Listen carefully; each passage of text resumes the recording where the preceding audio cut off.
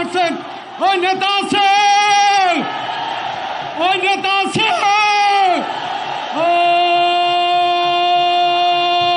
সেই নেতা তারেক রহমান, তারেক দুনিয়ার মজদুর। বক্তব্য নিয়ে আসছেন মাননীয় প্রধান অতিথি প্রধানমন্ত্রী জনাব তারেক রহমান। আস্তে আস্তে এ ঢোল ভাই, ঢোল বন্ধ করতে হবে। এ ঢোল ভাই, আচ্ছা এখন এখন এখন স্থির হতে হবে। বিসমিল্লাহির রহমানির রহিম। আজকের এই আন্তর্জাতিক মে দিবস উপলক্ষে আয়োজিত বাংলাদেশ জাতীয়তাবাদী শ্রমিক দল কর্তৃক আয়োজিত আজকের এই শ্রমিক সমাবেশের সম্মানিত সভাপতি, মঞ্চে উপস্থিত বাংলাদেশ জাতীয়তাবাদী দল বিএনপির সম্মানিত মহাসচিব, উপস্থিত নেতৃবৃন্দ, আমার সামনে উপস্থিত শ্রমিক দলের ভাই ও বোনেরা এবং উপস্থিত বিএনপি অঙ্গ সহযোগী সংগঠনের প্রিয় ভাই ও বোনেরা, আসসালামু আলাইকুম। আসসালামু আলাইকুম। কেমন আছেন সবাই? এই যে আমার হাতের বাম দিকে আপনারা কেমন আছেন?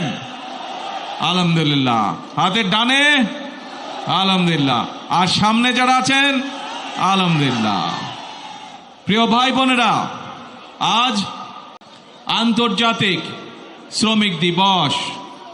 এই আন্তর্জাতিক শ্রমিক দিবস উপলক্ষে আমি প্রথমেই শ্রদ্ধার সঙ্গে স্মরণ করতে চাই যে সকল শ্রমিক ভাইরা 1971 সালে স্বাধীনতা যুদ্ধে শহীদ হয়েছিলেন, যে সকল শ্রমিক ভাইরা 90-এ স্বৈরাচার বিরোধী আন্দোলনে আত্মাহুতি দিয়েছেন এবং শুধুমাত্র জুলাই আগস্ট মাসে যে আন্দোলন ছাত্র জনতার, সেখানেই শ্রমিক দলের যে 72 জন শ্রমিক সদস্য শহীদ হয়েছেন সহ সকল গণতন্ত্রের আন্দোলনে শহীদদেরকে আমি আজ এই দিবসে স্মরণ করতে চাই। প্রিয় ভাই বোনেরা, আজ এখানে আপনারা যারা উপস্থিত আছেন, আপনাদের নিশ্চয়ই মনে আছে অতীতের এই সামান্য কয়েক বছর আগের ঘটনার কথা, 2 থেকে 3 বছর আগের ঘটনার কথা। আজ এখানে আমরা শান্তিপূর্ণভাবে এই সমাবেশের আয়োজন করছি, কিন্তু মাত্র কয়েকদিন আগের কথা, এই রাজপথ, এই আশেপাশের দালান কোঠা, এই এলাকার প্রতিবেশী ভাইয়ের বোনেরা সকলে সাক্ষী আছেন যে এখানে যখন বিএনপি, শ্রমিক দল, যুব দল, ছাত্র দল, স্বেচ্ছাসেবক মহিলা দল যারাই যখন সমাবেশ করেছে, আমাদেরকে তখন আতঙ্কিত থাকতে হতো কখন সেই স্বৈরাচার বাহিনী হামলা করে বসে। নিশ্চয়ই আপনাদের মনে আছে। আপনারা কি ভুলে গিয়েছেন সেই ঘটনা? ভুলে যাননি। এবং আজ থেকে 2 বছর আগের ঘটনা, প্রায় 2024 সালের 5 আগস্ট বাংলাদেশের মানুষ স্বৈরাচারকে ছাত্র জনতার আন্দোলনের মাধ্যমে বিদায় করে দিয়েছে এই দেশ থেকে। প্রিয় ভাই বোনেরা, সেই স্বৈরাচারের বিগত প্রায় 1 যুগের বেশি সময় আমরা কি দেখেছি? আমরা দেখেছি শুধু যে শ্রমিককে তার অধিকার থেকে বঞ্চিত করা হয়েছে তা নয়, শুধু যে ছাত্রদেরকে তাদের অধিকার থেকে বঞ্চিত করা হয়েছে তা নয়, শুধু যে শিক্ষকদেরকে তাদের অধিকার থেকে বঞ্চিত করা হয়েছে তা নয়, শুধু যে নারীদেরকে তাদের অধিকার থেকে বঞ্চিত করা হয়েছে তা নয়, এই দেশের প্রত্যেকটি খেটে খাওয়া মানুষকে তার অধিকার থেকে বঞ্চিত করা হয়েছে। এই দেশের মানুষের রাজনৈতিক অধিকার থেকে দেশের মানুষকে বঞ্চিত করা হয়েছে। বঞ্চিত করা হয়েছিল তাদেরকে তাদের অর্থনৈতিক অধিকার থেকে। প্রিয় ভাই বোনেরা, সেজন্যই এই দেশের মানুষ এই দেশ থেকে ছাত্র জনতা ঐক্যবদ্ধভাবে একত্রিত হয়ে গণ অভ্যুত্থানের মাধ্যমে স্বৈরাচারকে বিদায় করেছে এই দেশ থেকে। আমরা দেখেছি স্বৈরাচারের সময় কিভাবে দেশের অর্থনীতিকে লুটপাটের মাধ্যমে ধ্বংস করে দেওয়া হয়েছিল। আমরা দেখেছি কিভাবে দেশের শিল্প কলকারখানাগুলোকে ধীরে ধীরে বন্ধ করে দেওয়া হয়েছিল এবং এক পর্যায়ে গিয়ে ধ্বংস করে দেওয়া হয়েছিল, এবং বিদেশি জিনিসকে কিভাবে এই দেশে আমদানি নির্ভর করে হয়েছিল, এই দেশের পুরো অর্থনীতিকে কিভাবে ধীরে ধীরে আমদানি নির্ভর করে গড়ে তোলা হয়েছিল। আমরা দেখেছি কিভাবে স্বৈরাচারের সময় এই দেশ থেকে এই দেশের শিক্ষা ব্যবস্থাকে ধ্বংস করে দেওয়া হয়েছিল। আমরা দেখেছি এই দেশের স্বাস্থ্য ব্যবস্থাকে স্বৈরাচারের এক যুগ সময় কিভাবে ধ্বংস করে দেওয়া হয়েছিল। প্রিয় ভাই বোনেরা, যে কয়টি সেক্টরের কথা আপনাদের সামনে আমি তুলে ধরলাম, এই প্রত্যেকটি সেক্টরে হাজারো লক্ষ কোটি শ্রমিক কাজ করে এবং এভাবেই দেশের প্রত্যেকটি সেক্টরকে ধ্বংস করার মাধ্যমে বাংলাদেশের সকল শ্রেণীপেরা মানুষকে আঘাত করা হয়েছিল। বাংলাদেশের শ্রমিকদের ভাগ্য নিয়ে ছিনিমিনি খেলা হয়েছিল সেই দিন। প্রিয় ভাই বোনেরা, 2024 সালের 5ই আগস্ট মানুষ সেই স্বৈরাচারকে দেশ থেকে বিতাড়িত করেছে। এখন শ্রমিক, শিক্ষক, ছাত্র, নারী, পুরুষ সকলে মিলে এখন হচ্ছে দেশ গড়ার পালা। প্রিয় ভাই বোনেরা, আমার সামনে একটি ব্যানার আছে, সেই ব্যানারের মধ্যে লেখা রয়েছে বন্ধ কলকারখানা চালু করতে হবে।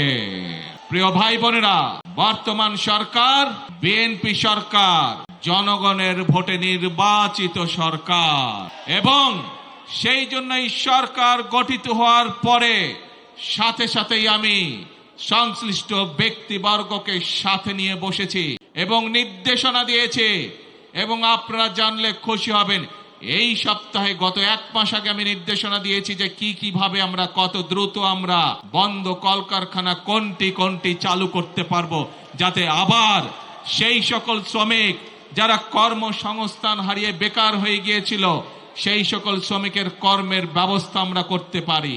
সেই মিটিংটি এই সপ্তাহে আবার নির্ধারিত হয়েছে। ইনশাআল্লাহ বাংলাদেশের অনেকগুলো কলকারখানা যেগুলো বন্ধ হয়ে গিয়েছে বিগত বছরগুলোতে, পর্যায়ক্রমিক ভাবে আমরা সেই কলকারখানাগুলোকে আবার চালু করার উদ্যোগ গ্রহণ করেছি। প্রিয় ভাই বোনেরা, শুধু এই বন্ধ কলকারখানা চালু হলেই সকল শ্রমিকের কর্মসংস্থানের ব্যবস্থা হবে না, আমরা জানি। এই শ্রমিকদের পাশাপাশি আরো বহু লক্ষ হাজারো লক্ষ বেকার এখন এই দেশে রয়ে গিয়েছে, যাদের জন্য দেশে আমাদের কর্মসংস্থানের ব্যবস্থা করতে হবে, যাদের জন্য একই সাথে আমাদেরকে বিদেশেও কর্মসংস্থানের ব্যবস্থা করতে হবে এবং সেই জন্যই আমরা বিদেশি বিনিয়োগকারী সহ দেশীয় বিনিয়োগকারীদের সাথে এরই ভিতরে আলাপ আলোচনা শুরু করেছি। আমরা তাদেরকে উৎসাহ প্রদান করছি, আমরা তাদের বিভিন্ন সমস্যা সমাধানের চেষ্টা করছি, যাতে করে সেই বিনিয়োগকারীরা সে দেশেই হোক অথবা বিদেশি হোক এই দেশে কলকারখানা তৈরি করে। কারণ আমরা জানি এই দেশে কলকারখানা তৈরি হলে এই দেশে শ্রমিকরা কর্মসংস্থানের সুযোগ হবে তাদের। আমরা জানি শ্রমিকরা যদি ভালো থাকে তাহলে বাংলাদেশ ভালো থাকবে। আমরা জানি কৃষকরা যদি ভালো থাকে তাহলে এই বাংলাদেশ ভালো থাকবে। অর্থাৎ সাধারণ খেটে খাওয়া মানুষ যখন ভালো থাকবে তখনই এই দেশ বাংলাদেশ ভালো থাকবে। এবং সেই জন্যই প্রিয় ভাই বোনেরা, আপনারা দেখেছেন, আমরা জানি, আমরা বিষয়টি সম্পর্কে ওয়াকিফাল আছি। এইখানে রাস্তা, ঢাকা শহরের বিভিন্ন রাস্তায় আপনারা দেখেছেন হকার ভাইরা ছিল, কিন্তু যানজট সহ সাধারণ মানুষের চলাফেরার অসুবিধার জন্য আমরা হকার ভাই, আমরা এটাও বুঝি তারাও মানুষ, তাদেরও পরিবার আছে, তাদেরকেও চলতে হবে, খেয়ে পড়ে তাদেরকেও বাঁচতে হবে। সেজন্যই আমি সংশ্লিষ্ট কর্তৃপক্ষকে সাথে সাথে নির্দেশনা দিয়েছি যে হকার উচ্ছেদ করলে শুধু হবে না, এই মানুষগুলো যাতে খেয়ে পড়ে বাঁচতে পারে, কর্মসংস্থান মানে ব্যবসা করতে পারে, তারও ব্যবস্থা করতে হবে। এবং আপনারা দেখেছেন এরই মধ্যে তার প্রক্রিয়া শুরু হয়েছে। আমরা জানি সকলকে হয়তো একসাথে আমরা ব্যবস্থা করে দিতে পারবো না, পর্যায়ক্রমিক ভাবে আমরা ব্যবস্থা করব, কিন্তু ইনশাআল্লাহ আপনাদের নির্বাচিত সরকার অবশ্যই খেটে খাওয়া মানুষের কর্মসংস্থানের ব্যবস্থা করবে। এবং সে কারণেই আপনারা দেখেছেন গতকাল থেকে উত্তর মহানগরী এবং দক্ষিণ মহানগরীতে এই প্রক্রিয়া শুরু হয়ে গিয়েছে। আমরা পর্যায়ক্রমিক ভাবে যারা হকার ভাই তাদেরকে তারা যাতে শান্তিতে ব্যবসা বাণিজ্য করতে হয়, কোন রকম বিশৃঙ্খলার মধ্যে যাতে তাদেরকে পড়তে না হয়, সেই জন্য বিভিন্ন জায়গা ঠিক করে তাদেরকে ধীরে ধীরে সেই জায়গায় আমরা পুনর্বাসনের চেষ্টা করছি। প্রিয় ভাই বোনেরা,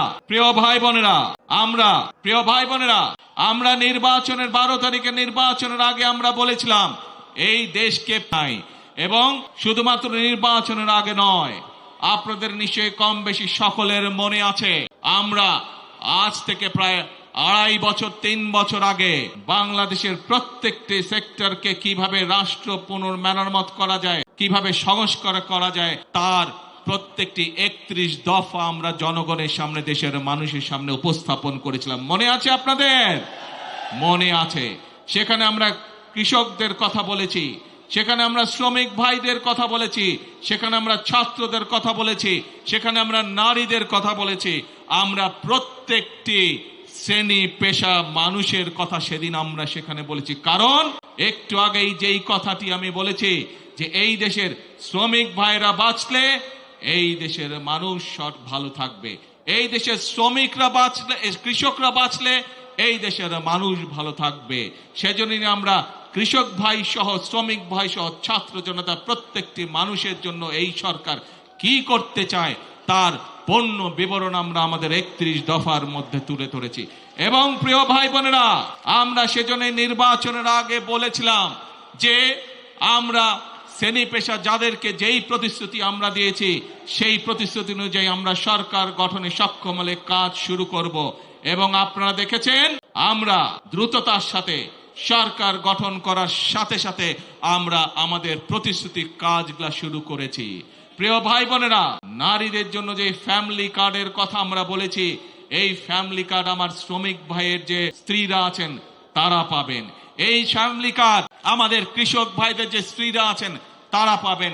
একইভাবে আমাদের প্রাইমারি শিক্ষক যারা আছেন তাদের স্ত্রীরা পাবেন। অর্থাৎ এটি সকলের কাছে ধীরে ধীরে সকল পরিবারের কাছে পৌঁছবে। শ্রমিক ভাইরা যেরকম একদিকে কলে কারখানায় পরিশ্রম করে, কলকারখানাকে পরিশ্রম করে যেরকম দেশের অর্থনীতিকে মজবুত করে গড়ে তুলতে সহযোগিতা করবেন, একইভাবে রাষ্ট্র তার পরিবারের পাশে দাঁড়াবে যাতে তাকে পরিবারকে নিয়ে দুশ্চিন্তা করতে না হয়। একইভাবে আমরা ধীরে ধীরে দেশের শিক্ষা ব্যবস্থাকে গড়ে তুলতে চাই যাতে করে খেটে খাওয়া মানুষের সন্তানদেরকে লেখাপড়া নিয়ে চিন্তা করতে না হয় তাদের সন্তানদের জন্য। প্রিয় ভাই বোনেরা, একইভাবে আপনারা দেখেছেন আমরা কৃষক ভাইদের পাশে দাঁড়িয়েছি। কৃষক ভাইদের 10,000 টাকা পর্যন্ত কৃষি ঋণ আমরা মৌকুফ করে বলেছিলাম, সেই কৃষি ঋণও আমরা মৌকুফ করেছি। প্রিয় ভাই বোনেরা, আমরা শুধু কৃষক ভাইদের কৃষি ঋণই মৌকুফ করিনি, আমরা একই সাথে বলেছিলাম যে তাদেরকে আমরা কৃষক কার্ড দেব। সেই কৃষক কার্ড দেওয়ার কাজও আমরা প্রিয় ভাই বোনেরা শুরু করেছি। প্রিয় ভাই বোনেরা, আমরা বলেছিলাম এই দেশের আমাদের যে পরবর্তী প্রজন্ম আছে তাদের ভেতর থেকে আমরা পেশাদার খেলোয়াড় তৈরি করতে চাই। আজ কৃষক পরিবারের সদস্য হোক, শ্রমিক পরিবারের সদস্য হোক, শিক্ষক পরিবারের সদস্য হোক, এইরকম হাজারো পরিবারের সদস্যদের সন্তানরা আছে যারা খেলাধুলায় ভালো। আমরা আমাদের সেই খেলোয়াড়দেরকে বের করে নিয়ে আসতে চাই, তাদেরকে আমরা প্রশিক্ষণ দিতে চাই এবং একই সাথে প্রশিক্ষণ দেওয়ার মাধ্যমে আমরা আন্তর্জাতিক পর্যায়ে আমাদের খেলোয়াড়দেরকে তুলে ধরতে চাই। এবং তারই অংশ হিসাবে শহীদ রাষ্ট্রপতি জিয়াউর রহমান যেমন এই দেশের শিশুদের ভিতর থেকে যারা প্রতিভাবান তাদেরকে যেভাবে উনি নতুন কুড়ির মাধ্যমে, নতুন কুড়ি প্রতিযোগিতার মাধ্যমে ধীরে ধীরে বের করে নিয়ে এসেছিলেন, আমরাও ঠিক সেই কাজটি শুরু করেছি। নতুন কুড়ি প্রতিযোগিতার মাধ্যমে আমাদের আগামী প্রজন্মের ভিতরে কারা ভালো খেলোয়াড় আছে তাদেরকে বের করে নিয়ে আসবো। প্রিয় ভাই বোনেরা, আপনারা শুনলে খুশি হবেন, ইনশাআল্লাহ আল্লাহর রহমতে আগামী কাল থেকে আনুষ্ঠানিকভাবে আমরা এই কাজটি শুরু করতে যাচ্ছি। প্রিয় ভাই বোনেরা, শ্রমিক বলুন, কৃষক বলুন, নারী বলুন, যুবক বলুন, যার কথাই বলুন না কেন, আমাদের দেশের অধিকাংশ মানুষ এখনো গ্রামে বসবাস করে। এই গ্রামের মানুষ সঠিক সময়, প্রয়োজনের সময় তারা বিভিন্ন কাজেই হোক, কৃষি কাজই হোক অথবা তাদের ব্যক্তিগত কারণ, ব্যক্তিগত কাজই হোক, পানি পায় না। যে পানির অপর নাম জীবন, সেই পানি তারা সঠিকভাবে পায় না। সেজন্যই আপনারা দেখেছেন শহীদ জিয়ার সেই বিখ্যাত কর্মসূচি খাল খনন আমরা শুরু করেছি।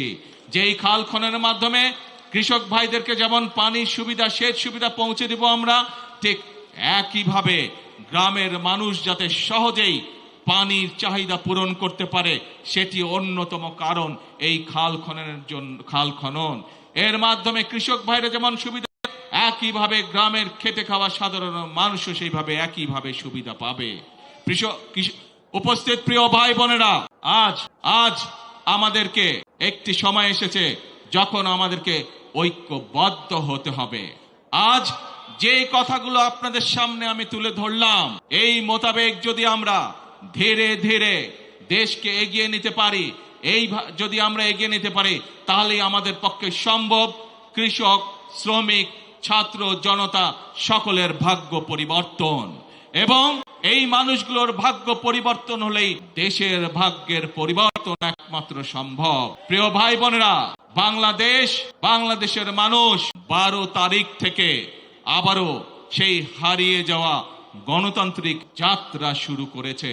আমরা অতীতে দেখেছি প্রিয় ভাই বোনেরা, যখনই বাংলাদেশ গণতন্ত্রের পক্ষে যাত্রা করেছে, আমরা দেখেছি ধীরে ধীরে এই দেশে মিল কলকারখানা গড়ে উঠেছে। প্রিয় ভাই বোনেরা, আমরা দেখেছি অতীতে যখনই বাংলাদেশ গণতন্ত্রের পক্ষে যাত্রা শুরু করেছে, তখনই বাংলাদেশের অর্থনীতি ধীরে ধীরে শক্তিশালী হওয়া ধরেছিল। প্রিয় ভাই বোনেরা, আমরা দেখেছি যখনই বাংলাদেশ গণতন্ত্রের পক্ষে যাত্রা শুরু করেছিল, তখনই আমরা দেখেছি এই দেশের শিক্ষা ব্যবস্থাগুলোতে সুন্দরভাবে ধীরে ধীরে শিক্ষার পরিবেশ ফিরে এসেছে। প্রিয় ভাই বোনেরা, বাংলাদেশ যখনই গণতন্ত্রের পক্ষে যাত্রা শুরু করেছে, গণতন্ত্রের পথে যাত্রা শুরু করেছে, আমরা দেখেছি ধীরে ধীরে বাংলাদেশ দেশনেত্রী খালেদা জিয়ার নেতৃত্বে বিশ্ব দরবারে এমার্জিং টাইগারের খেতাবে ভূষিত হয়েছিল। কিন্তু প্রিয় ভাই বোনেরা, বাংলাদেশ যখনই গণতন্ত্রের পথে যাত্রা শুরু করে, কিছু মহলের সেটি পছন্দ নয় এবং সেই সকল মহল যারা চায় না বাংলাদেশের মানুষ তার ভাগ্য পরিবর্তনের জন্য পরিশ্রম শুরু করুক, যারা চায় না বাংলাদেশ পৃথিবীর সাথে পাল্লা দিয়ে সামনে এগিয়ে যাক, সেই মহল ষড়যন্ত্র শুরু করে অতীতের মতো। অতীতে যেমন তারা ষড়যন্ত্র করেছিল, প্রিয় ভাই বোনেরা, তাদের সেই ষড়যন্ত্র কিন্তু 12 তারিখের আগে যখন সফল হয়নি, 12 তারিখে যখন তারা দেখলো বাংলাদেশ তো আবার জনগণের সিদ্ধান্ত মোতাবেক চলা শুরু করলো, বাংলাদেশ তো আবার গণতন্ত্রের পথে চলা শুরু করলো, তখন নতুন করে তারা ধীরে ধীরে বিভিন্ন রকম ষড়যন্ত্র শুরু করলো। তারা চেষ্টা করছে এখন বিশ্ব দরবারে প্রথমে বাংলাদেশকে বিতর্কিত একটি অবস্থানে নিয়ে যাওয়ার জন্য। তারা এই সরকার জনগণ দ্বারা গঠিত সরকার। বিশ্ব দরবার দেখছে বর্তমান যে বাংলাদেশ পরিচালিত হচ্ছে যেই সরকার দ্বারা, যেই সংসদ দ্বারা, এই সরকার জনগণের দ্বারা গঠিত সংসদ, জনগণের দ্বারা গঠিত সরকার। সেজন্যই বিশ্ব দরবার তাদের কথায় কর্ণপাত করছে না, বরং বিশ্ব দরবার জনগণের যে নির্বাচিত প্রতিনিধি, জনগণের যে নির্বাচিত সরকার, তাদের সাথে কথা বলছে কিভাবে তারা এই দেশে বিনিয়োগ করবে, কিভাবে তারা এই দেশে শ্রমিকদের ভাগ্য পরিবর্তনে সহায়তা করবে, কিভাবে তারা এই দেশের মানুষের ভাগ্য পরিবর্তনে সাহায্য করবে। প্রিয় ভাই বোনেরা, আমাদেরকে বিশ্ব দরবারের এই সুযোগ গ্রহণ করতে হবে, দেশের স্বার্থে, এই দেশের মানুষের স্বার্থে, সর্বোপরি এই দেশের শ্রমিক ভাইদের স্বার্থে। সেজন্যই আজকে আমাদেরকে চোখ কান সব খোলা রাখতে হবে। যারা দেশকে বিতর্কিত পর্যায়ে নিতে চায়, যারা দেশে অরাজকতা সৃষ্টি করতে চায়, এরকম যদি কেউ থাকে, তাহলে শ্রমিক ভাই সহ দেশের প্রতিটি বাংলাদেশি প্রতিটি মানুষের কাছে আমার আহ্বান থাকবে, আপনাদেরকে সজাগ হতে হবে, আপনাদেরকে সতর্ক হতে হবে, আপনাদেরকে জেগে উঠতে হবে, আপনাদেরকে তাদের ষড়যন্ত্র প্রতিহত করতে হবে, জবাব দিতে হবে, যেভাবে আমরা স্বৈরাচারকে 17 বছর ধরে জবাব দিয়েছিলাম। প্রিয় ভাই বোনেরা, কথা একটাই, কাজ একটাই, সেটি হচ্ছে দেশ গড়া। এবং সেই জন্যই শ্রমিকরা কেউ কারখানায় কাজ করেন, কেউ ইমারত নির্মাণ করেন, কেউ জুট মিলে কাজ করেন, কেউ পোশাক শিল্পে কাজ করেন। আজ এই সকল শ্রমিক, কেউ হয়তো রেস্টুরেন্টে কাজ করেন, কেউ হয়তো পরিবহনে কাজ করেন, বিভিন্ন পর্যায়ে বিভিন্ন শ্রেণীতে শ্রমিক ভাইরা আছেন। আজ সেই শ্রমিক ভাই সকলের উদ্দেশ্যে আমি বলতে চাই, আপনারা যেমন বিভিন্ন সেক্টরে কাজ করেন, আপনাদের খাতায় আমি আমার নামটি লেখাতে চাই একজন শ্রমিক হিসাবে। কারণ আপনি যেরকম ইমারত শ্রমিক হিসাবে এই ইমারতটি গড়ে তুলছেন, এই দালানটি গড়ে তুলছেন, আপনি একজন পাট শ্রমিক হিসাবে পাট কলের উৎপাদন যেমন বৃদ্ধি করছেন, আপনি একজন পোশাক শিল্প শ্রমিক হিসাবে পোশাক শিল্পের উৎপাদন বৃদ্ধি করছেন, ঠিক একইভাবে আপনার খাতায় নাম লিখিয়ে আমিও দেশ গড়ার কাজে নিয়োজিত করতে চাই নিজেকে। সেই জন্য আমি মনে করি এবং একই সাথে আমি মন্ত্রী পরিষদের সকল সদস্যের নাম শ্রমিক হিসাবে অন্তর্ভুক্ত করতে চাই। কারণ আপনারা যেমন এক একটি জিনিস গড়ে তুলছেন, আমরা আপনাদের পাশে থেকে দেশ গড়ার কাজে হাত দিতে চাই, দেশকে গড়তে চাই। দেশের মানুষ পরিশ্রম করে যেভাবে সামনে এগিয়ে যাচ্ছে, তাদের সাথে থেকে তাদের পাশে থেকে আমরা দেশকে গড়ে তুলতে চাই।